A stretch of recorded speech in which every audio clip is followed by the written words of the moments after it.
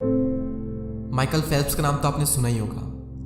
अगर नहीं भी सुना है तो सिर्फ इतना जान लो कि जहां इंडिया ने पूरे ओलंपिक की हिस्ट्री में 10 गोल्ड मेडल जीते हैं, वहीं इस अकेले इंसान ने ओलंपिक में 23 गोल्ड मेडल जीते हैं। तो ऐसा क्या किया इस इंसान ने जो कि हमारा पूरा देश मिलकर नहीं कर पाया? माइकल फेल्प्स ने क्या अलग किया इस दुनिया से? इन्हें सबसे पहले जुनून चढ़ गया था मार्क स्पिट्स का रिकॉर्ड तोड़ने का। मार्क स्पिट्स ने एक रिकॉर्ड बनाया था स्विमिंग के अंदर, एक ही बार में 7 गोल्ड मेडल जीतने का, और पूरी दुनिया ये मान चुकी थी कि अब ये रिकॉर्ड नहीं टूटने वाला। लेकिन इन्हें ये रिकॉर्ड हर हाल में तोड़ना था और अपने नाम एक नया रिकॉर्ड बनाना था। अब इन्हें रिकॉर्ड तोड़ना था मार्क स्पिट्स का। तो इन्होंने ये देखा कि इस रिकॉर्ड को बनाने के लिए मार्क स्पिट्स ने क्या किया। मार्क स्पिट्स 4 साल तक डेली 8 घंटे प्रैक्टिस करते थे। तो इन्होंने निश्चय किया कि मैं 4 साल तक 8 घंटे नहीं बल्कि 12 घंटे तक प्रैक्टिस करूंगा। इनका कहना यह था कि जब मैं प्रैक्टिस कर रहा था तो मुझे थोड़ा डाउट था कि सेकेंड और थर्ड पोजीशन पर कौन आएगा।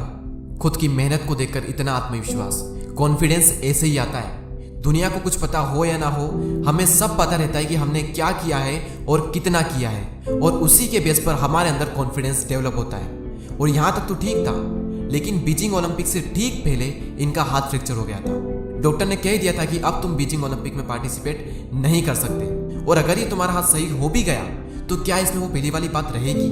लेकिन इनके दिमाग में भूत सवार था मार्क स्पिट्स का रिकॉर्ड तोड़ने का।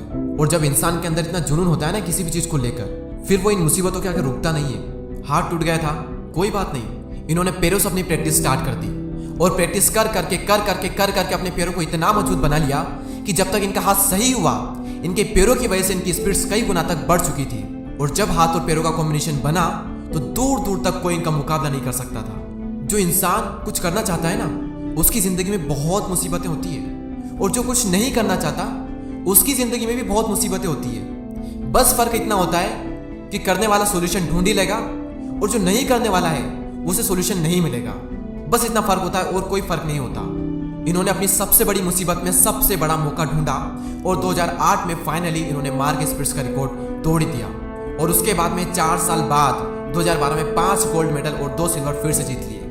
लेकिन उसके बाद ये कुछ गलत आदतों में पड़ गए, ड्रग्स का शिकार हो गए, जिसके चलते कई बार इन्हें जेल भी जाना पड़ा। इनका तो ये तक कहना है कि एक टाइम पर ये स्पोर्ट्समैन तक नहीं रहना चाहते थे। एक ऐसे डिप्रेशन में चले गए थे जहां पर कई दिनों तक ये एक ही जगह पर रहे और जीने की तमन्ना तक ये खो चुके थे। लेकिन फिर इन्हें अपनी गलती का एहसास हुआ और फिर इन्होंने कमबैक किया।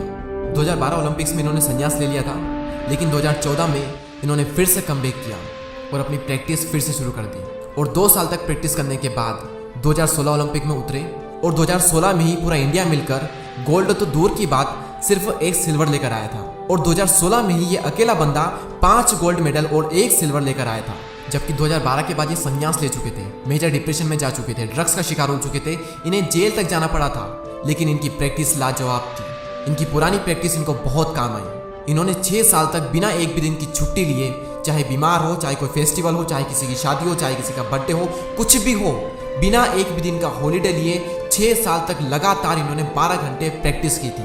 बाकी एथलीट्स हर हफ्ते हॉलीडे लेते हैं, दिन में 4 घंटे, 5 घंटे, 6-7 घंटे प्रैक्टिस करते हैं। ये बिना हॉलीडे के 12 घंटे प्रैक्टिस करते थे।